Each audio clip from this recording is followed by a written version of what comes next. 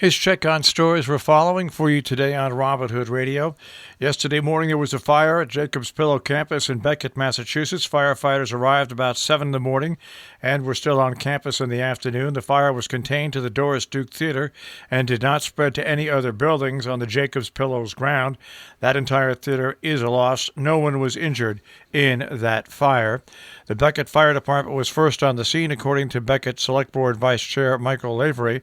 The fire was a 6-alarm fire, and 6 towns, including Monterey, were involved.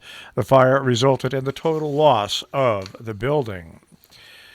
Once again, a busy day yesterday in Region 1 with a couple of different COVID announcements. First of all, at the North Canaan Elementary School, community member tested positive for COVID-19. Classroom teachers, staff, and students have followed all of the school safety guidelines with regard to social distancing and wearing face masks. However, out of an abundance of caution, all second-grade students engaging in distance learning from today through December 1st. Students may return to school for in-person learning Wednesday, December 2nd. The person affected and all close contacts within 6 feet or 15 minutes or longer over a 24-hour period associated with the case are quarantining and are symptom-free. Those individuals will remain at home in quarantine according to the direction provided by the Torrington Area Health District and Region 1 Medical Advisor. Meanwhile, in Kent, another new report of a notification of COVID-19. This time, 2 Kent elementary school students in the school came in close contact with a part-time caregiver who tested positive for COVID-19. The affected person is symptom-free and has never been in the school building and has no contact with any staff or students other than 2 aforementioned students. The students will remain at home in quarantine according to the direction provided by the Torrington Area Health District and Region 1 Medical Advisor. There's been no close contact in the school, so there's no need to close any additional classrooms. The case is not related to either one of the most recent notifications that also was received yesterday and today. Charlotte Hungerford Hospital is now not allowing visitors to its emergency room because of COVID-19. The hospital said it updated its policy as an additional safety precaution. Visitors are still allowed for inpatient areas and are required to enter through the main front hospital entrance on Litchfield Street. All individuals with health screened will have their temperature taken. Also closed is the hospital's outpatient blood draw entrance and Turner Co. Annex entrance. Democrats in Dutchess County are seeing the boost they expected as the Dutchess County Board of Election works through absentee ballots submitted. The board, as the end of the day Tuesday, had counted about 75% of the over 30,000 absentee ballots, excluding those not sent in on time or cured as per the state's executive order, according to the Democratic Elections Commissioner. They hope to finish up by Thursday. The results are unofficial. The count had already provided some insight on who's expected to win the races, including which presidential candidates were favored by county voters. Though President Donald Trump held a nearly 2,000 vote lead following in-person voting, a margin that was trimmed after election night when the board discovered there was an error uploading a small portion of its results. President-elect Joe Biden picked up over 17,000 absentee ballots as compared to Trump's 5,600.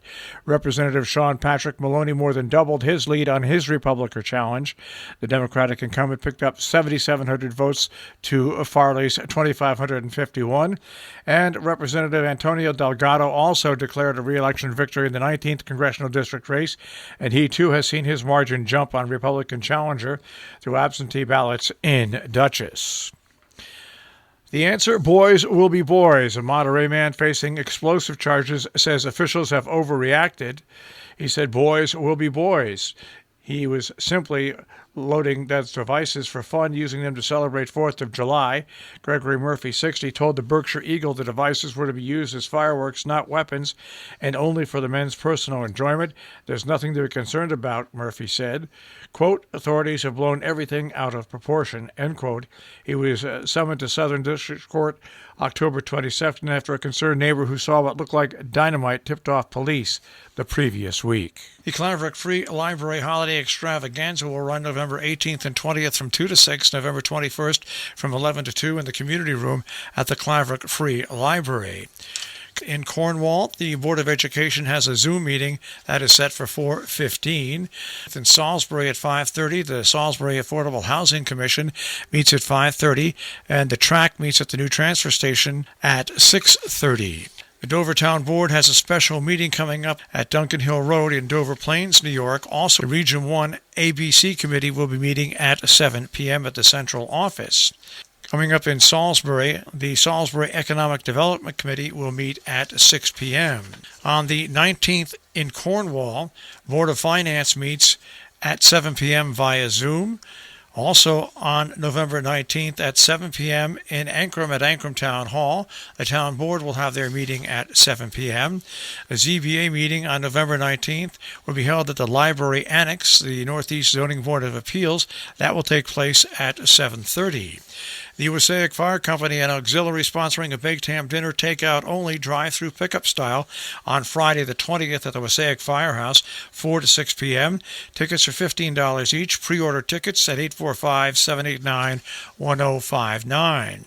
A Cornwall Town meeting is set for November 20th to receive the town report and vote on the 5-year capital plan at 7 p.m. at the Cornwall Consolidated School, 5 Cream Hill Road. On the 21st in Cornwall, Robert Andrew Parker art on display at the library at 5 p.m. Cornwall's Geology with Hugh Cheney via Zoom. Our business brief is underwritten by Morgan's at the Interlaken, interlakeninn.com, and by Salisbury Bank, salisburybank.com. The Dow Jones Industrial Average was down 167.09 to 29,783.35. The Nasdaq down 24.79 to 11,899.34, and the S&P 500 down 17.38 to 3609.53. We'll take a look at the tri-state forecast. That'll come your way in just a few moments.